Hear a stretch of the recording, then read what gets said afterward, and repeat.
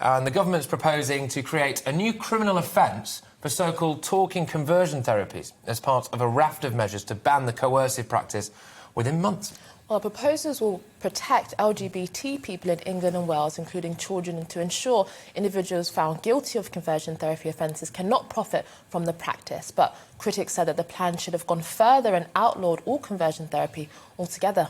Well, joining us now to discuss this further is Peter Lynas, the UK director of the Evangelical Alliance, who earlier this year wrote to the Prime Minister warning a widespread ban on gay conversion therapy could end up criminalising church leaders. Thank you very much for joining us.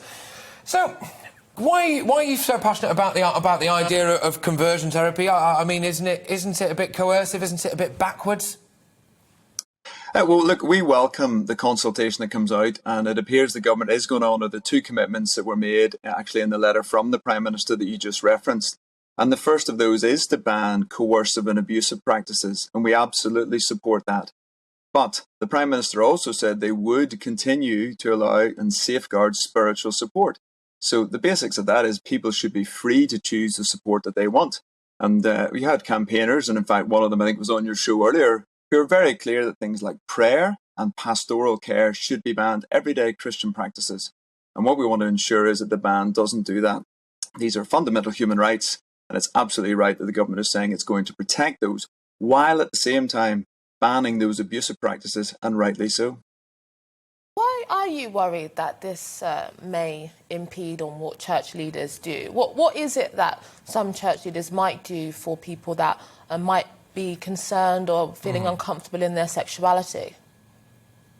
So the campaigners, we've always said, look, the physical acts of violence are absolutely wrong and those are already banned. But even then, campaigners weren't sure. So the consultation has confirmed those are banned. So now we're talking, the phrase the consultation uses is talking conversion therapies. And the difficulty is that's not well defined. So we believe you should be able to consent and make a choice to come and have the kind of treatment you want. So if you want somebody to pray with you, to live a life of celibacy or to respond in that way, you should be absolutely free to do that. Other campaigners like Jane Roseanne and others are saying, no, that should all be banned. You shouldn't have any choice. You shouldn't be able to consent to anything. We think freedom of choice, freedom of religion, and freedom to consent to the kind of therapy or the kind of counselling or kind of support you want is incredibly important. And the government has rightly recognised that. Ban the harmful practices, allow freedom of choice. Yeah. Oh, is that? So from our point of view, that seems really clear, and I think that's where the government's trying to head in this consultation. We'll be encouraging our members to respond. The danger is by not giving us good definitions, good clarity, all sorts of conversations could get caught up in that. And this isn't just around sexual orientation, it's also around gender identity.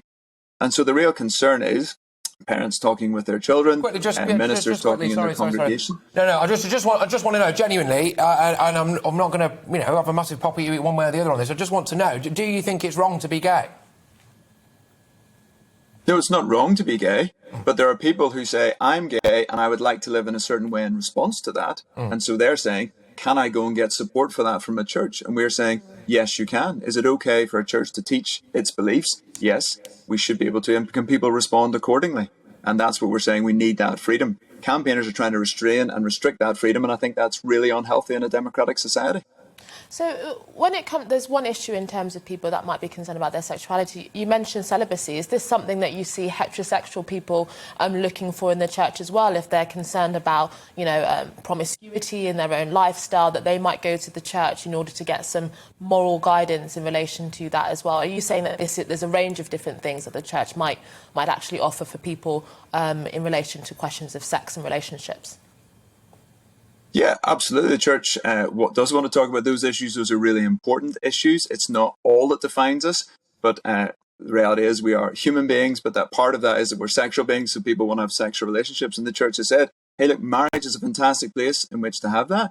Are we okay to talk to young people and say that we think is the best place in which to have a sexual relationship? We want to make sure we have the freedom to keep talking about that. And people who are heterosexual or homosexual may, for various reasons, want to live a celibate lifestyle. And that's a challenge, and they would want support to do that. People praying for them, people gathering around them. As long as they choose that, we'd want to say you need to be able to have the support for that. Other campaigners are saying, no, let's ban that.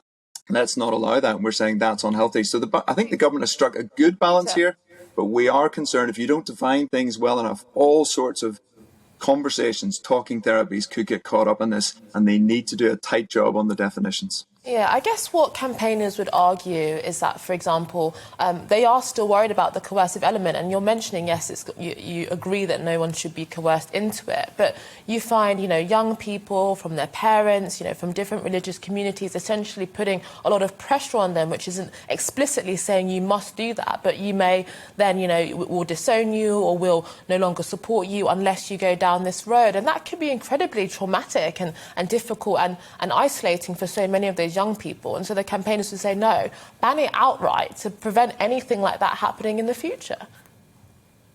And so I think we do need to look at things like best practice and good guidelines as to how that's done to make sure this is done well. And listen, the church has not always done a good job on that. It's one of the things we want to say and be clear about. We haven't always got this right, nor is the medical practice more generally. And so a lot of these treatments were done under the NHS and under the health service previously. We've changed some of our attitudes. We've got some stuff wrong. We need to acknowledge that. But as a consequence, what I think would be really unhealthy to do is to ban that. What that actually says is that gay people can't make their own choice. So if somebody's same-sex attracted said, I would like this therapy, I'd like pastoral support around this. And what some campaigners are saying is, no, you're not entitled to make that choice. It actually discriminates, ironically, against those who are same-sex attracted. And again, we don't think that's a healthy place to go. The government appears to be recognising that, but I don't think there's anywhere near enough protection yet in this consultation. And very quickly, one thing that has been arising recently is this conversation around gender, trans and detransitioning. And I've heard some LGBT campaigners saying that actually encouraging a kid to change their gender is actually a form of conversion therapy, because you have maybe young kids that may end up being lesbian or being gay actually being told, no, you're literally a boy or you're literally a girl because they're attracted to people of the same sex. I mean, do you recognise that concern at all, that is a new form of conversion therapy and pressurising kids to change their gender? I do think that's one of the complexities of this consultation, is it's put together sexual orientation and gender identity. So when it comes to sexual orientation, conversion therapy means what they're trying to ban is anybody who helps to try and somebody to change their sexual orientation. They're saying that's not possible, you can't do that. But when it comes to gender identity, the thing they're trying to ban is if you stop change, if you say, let's wait, especially to a child or a young person. And the Keira Bell case that's recently gone through the courts has shown some of the issues of that. Keira Bell herself has told her story of detransitioning. She thinks she was pushed into that too early, onto puberty blockers and then onto cross-sex hormones. And she has deep regret and is not the only person.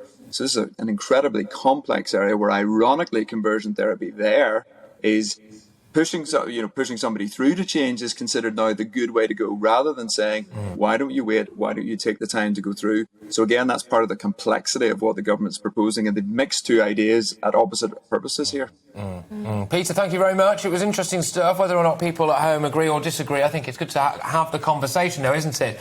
Peter Lynas there, the UK Director of Evangelical Alliance. What do you think about that? GB Views at gbnews.uk.